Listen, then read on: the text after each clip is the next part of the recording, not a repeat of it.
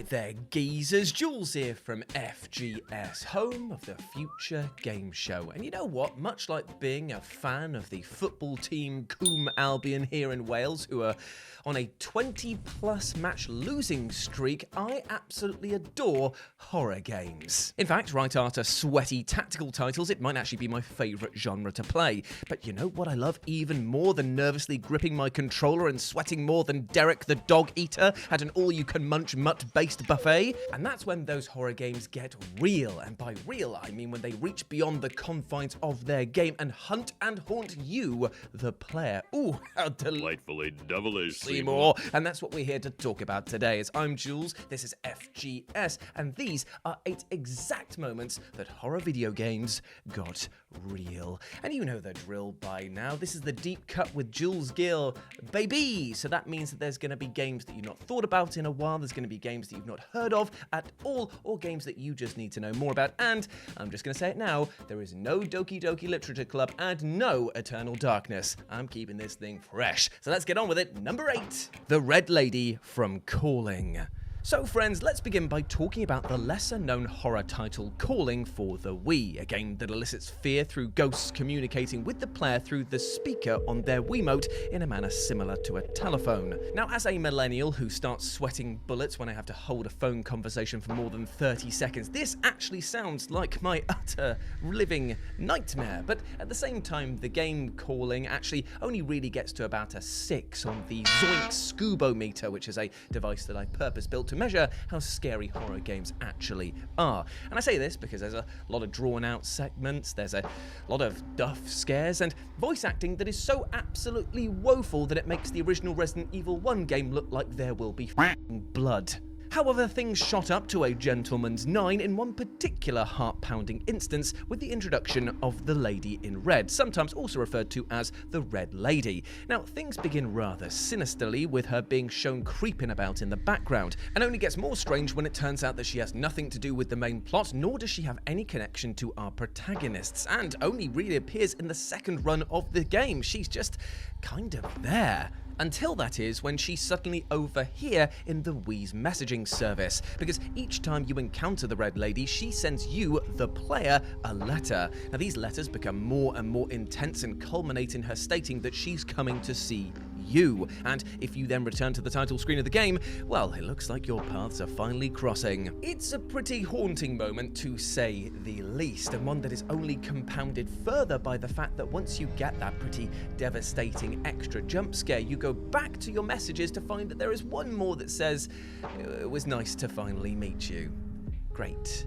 Good. Suddenly it makes a lot more sense why the characters in-game don't actually react to her and don't lose any health when encountering her, because she wasn't actually haunting them, she was haunting you. And it's at this point right now I really, really hope that she's not behind me.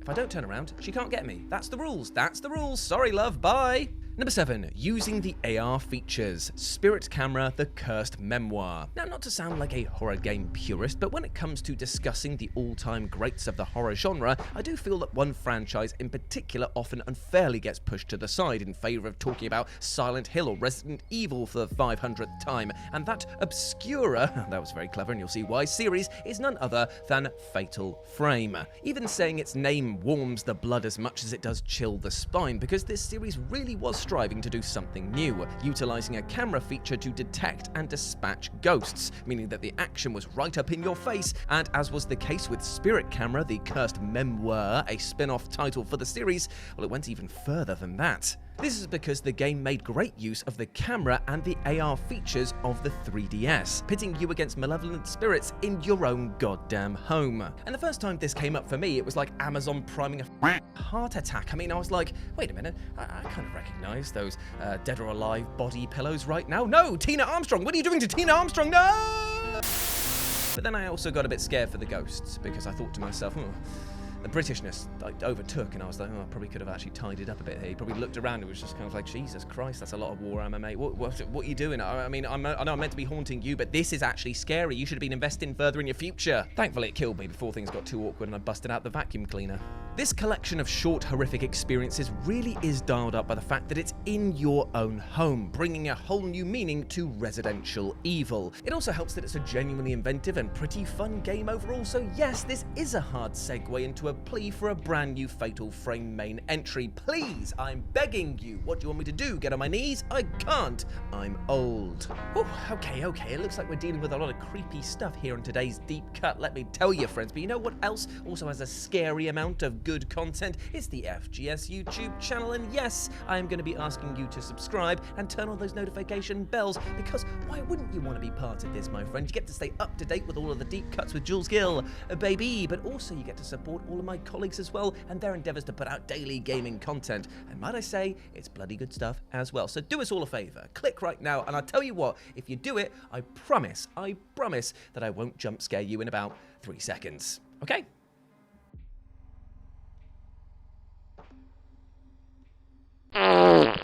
Number 6, pause screen punishers.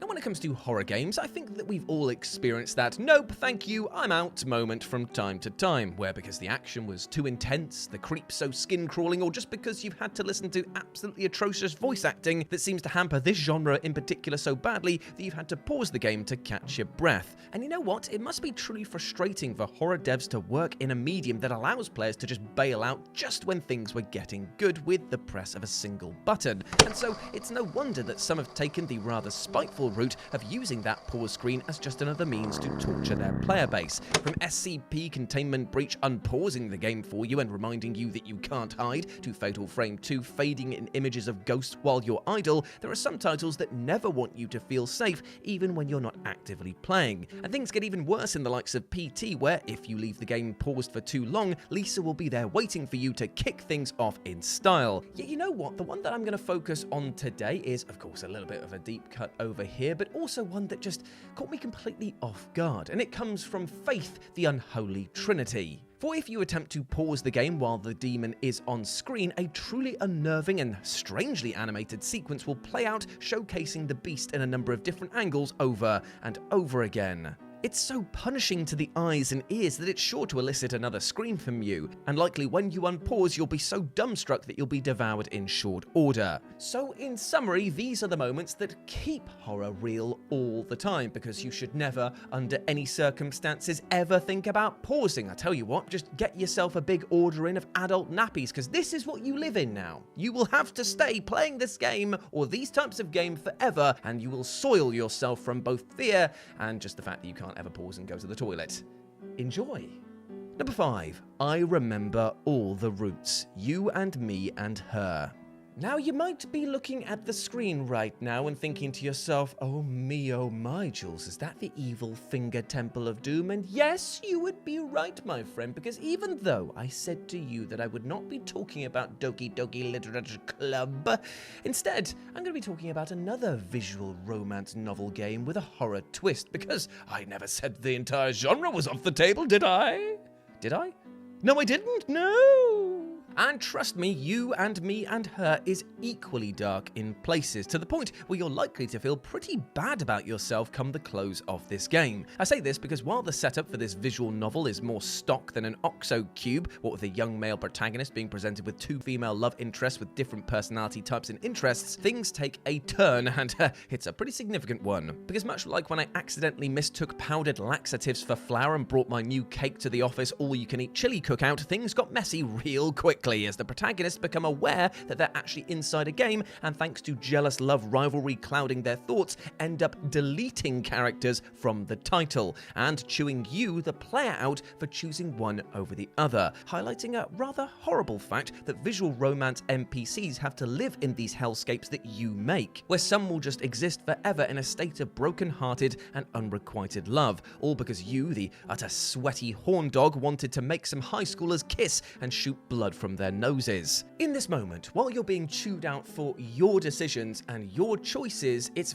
far, far scarier than Doki Doki Literature Club has any chance of being, because this is the real understanding that your actions have consequences, and none of them are good for the characters inside this game, especially when they start talking about that they remember the other routes and the choices you take, and they even end things by saying, look, listen, we're going to wipe our memories. We're going to wipe everything about this game. We're trusting you to do better. That's scary. It's pretty haunting and delivered in such an acute way that you will be left reeling from this experience days or weeks after. Number 4, Finding Larry. Let's find Larry. Come on, kids, gather round. Let's play a game of Let's Find Larry. Yay! A game that's kind of like a cutesy version of Where's Wally? And no, I will never call him Waldo. Do you know why they changed his name, by the way, from Wally to Waldo in the US?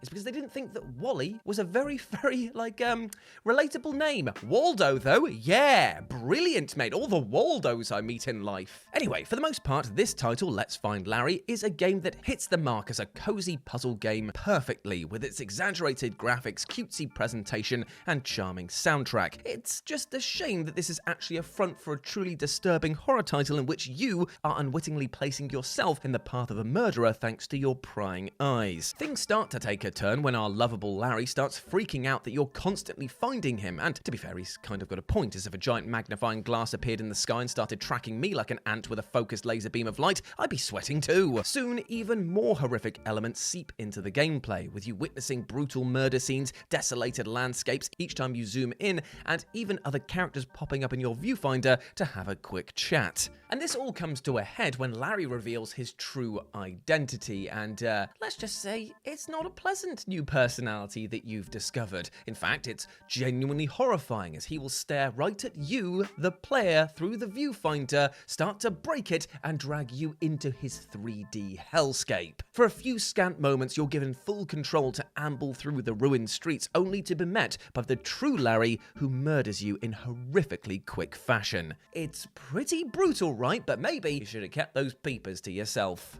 Number 3, Keep Quiet. Welcome to the game. Okay, so let's start things off how they should always be whenever you mention the words the game. I'm sorry, my friend, you just lost it. Sorry, but it had to be done. And now that you're annoyed and likely yelling obscenities at me, let me introduce Welcome to the Game that will actively punish you for speaking out of turn. I know, right? Dennis is a man. And speaking of and men, Welcome to the Game is both an incredibly hard and incredibly tense experience, with the player trying to locate a particularly nasty site called the Red Room on the dark web. Right, so let's be clear here, and I would love to have like a little disclaimer, just saying like Jules' words of wisdom appear on the bottom, please, if you would. Thank you very much. Right, so the dark web is a bad, horrible, nasty place and should never, ever, ever, under any circumstances, actually be used, unless that is you are looking for copies of the misadventures of Trombone, because of the fact that it's apparently illegal to own a real copy of this game, but I digress. So you're gonna have a bad time looking here anyway, right? Well, this game definitely reinforces that point, because here you're actually being hunted by a kidnapper who will break into your house and abduct you should you spend too long browsing. Yet there are always ways to hide from this home invader, including turning the lights off and trying to hide in other rooms when the kidnapper comes snooping. I mean, locking your windows and doors would probably also help, but I guess sitting in the dark is as good as we're going to get. However, you better make sure that you're not gabbing off to your friends or streaming and interacting with chat at these moments, because there's a slight twist to the kidnapper's programming that makes the horror very real in seconds. And that's because this little cheeky chap here, bring him on right now, get out of here, you joker. He can actually hear everything that you say into your microphone, meaning that if you've got it plugged in or just gabbing away to friends, he'll come into the room and be like, yo, what's up? Kinda heard you through the wall there, champ. Now it's time to die. I love this bit in the game, by the way, that your character just sits there, no resistance whatsoever. He just comes over and just starts grabbing you by the throat, and you're just kind of like, yeah, cool, nice to meet you. I'm gonna start to pass out now. Could be stopping you, and now I'm dead. It's a wonderfully mean-spirited addition to an already dark game, but it's also kind of hilarious to pinpoint the exact moment that verbose streamers doomed themselves. Number 2, Pathologic. The devs speak to your character and you, the player. Now, I personally think that it would be wrong of me to make a deep cut-laden list like this and not include Pathologic, a game that utterly obliterates the concept of the fourth wall, and seeing as I'm not speaking about Warhammer or XCOM, I think it's time to go to one of my other well-worn wheelhouses, pop open a cork, and inhale that smelly fart juice. Oh yeah, good vintage. Now, for those of you that need a quick catch-up lesson, Pathologic is a suspenseful horror game that out-and-out hates you. It's slow, cumbersome, confusing, has needlessly complicated dialogue, woefully obtuse mission goals that can be failed almost the moment you start, and will routinely punish you for thinking that you've ever outgamed the system. It's almost like the central gameplay presented here isn't actually the main course, and wouldn't you know it, that's precisely the case, as upon completing the title numerous times with all the characters and figuring out ways to save all three protagonists, you'll be given an audience with some rather special people. And I truly mean special people here, because the characters you speak to at the very end of this game are the developers themselves, who reveal that the previous plot twist of it all turning out to be two children playing with characters and you being one of those characters in their game was actually itself a lie.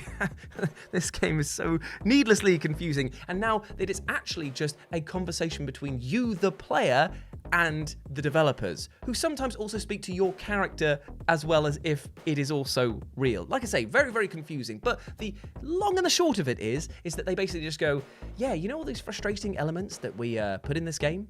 That was on purpose, mates. That was designed by us to wind you up. We just wanted to see how far you'd go, how many stones you'd overturn looking for some slightest meaning of sense. And here it is. And somehow it makes even less sense than everything else. The fact that they had an Inception-level twist of a play within a play is enough to scramble your brain, but the final nail in this brain coffin is just when they straight up admit that they were trying to wind you up. The woeful shooting mechanics, the unfairness of the plague just being in places you needed to go, the out-and-out punishment of acting in a moral sense, all were done not to mess with the in-game characters, but to with you. They made your world a personal hellscape, and it doesn't get much more real than that when it comes to horror games. And number one, the game controls your phone. Nanashi No Appli. And so we close on a game so obscure that is such a deep cut that most of the internet won't even recognize that it actually ever existed at all. We are talking about Nanashi No Appli, an app, a mobile game that you could download that was an utter experiment in chaos for the lucky few who managed to actually play it. You can't get it anymore, and at this point in time I probably need to apologize directly to my editor, breaking the fourth wall as it were here, because yeah, there's no footage of this game at all, and only like 2 Reddit posts that exist that actually confirm that it ever existed at all. But before you start punching pictures of my gremlin-like face or put it up on a dartboard and start throwing axes at it, let's just try and work around that by using footage from another video game in the series that this ended up spawning, which was Nanashi No Game.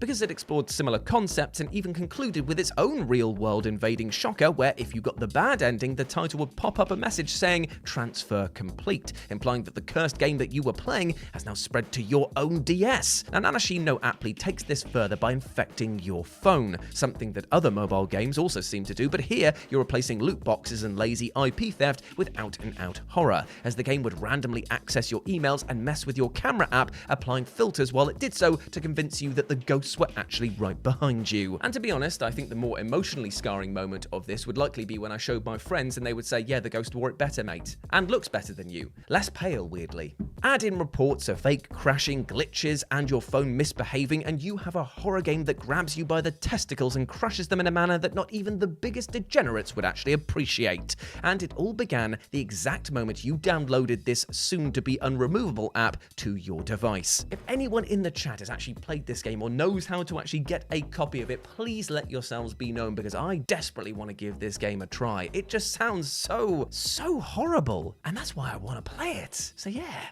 Nanashi No Appli, bring it on! And there we go, my friends. Those were 8 exact moments that horror games got real. I hope that you enjoyed that, and please let me know what you thought about it down in the comment section below. And if you have any other suggestions for what you'd like to see on the next Deep Cut with Jules Gill, baby, leave them down there as well. And if you want to chat to me in the meantime, you can go and follow me over on my social medias over here. I would suggest following me on Instagram, because I post a lot of Warhammer stuff, and if you're into that sort of thing, then please come join me. We can be nerds together. It'll be a great time. time. But before I go, I want to say one thing. It's going to be the exact moment that I give you a bit of positivity, a boost of positive power, my friend. Because you know what?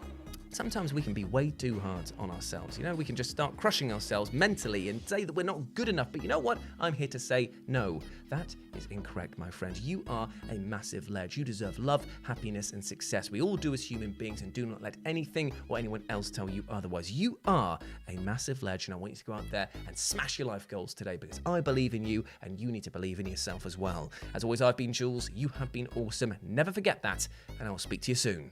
Bye.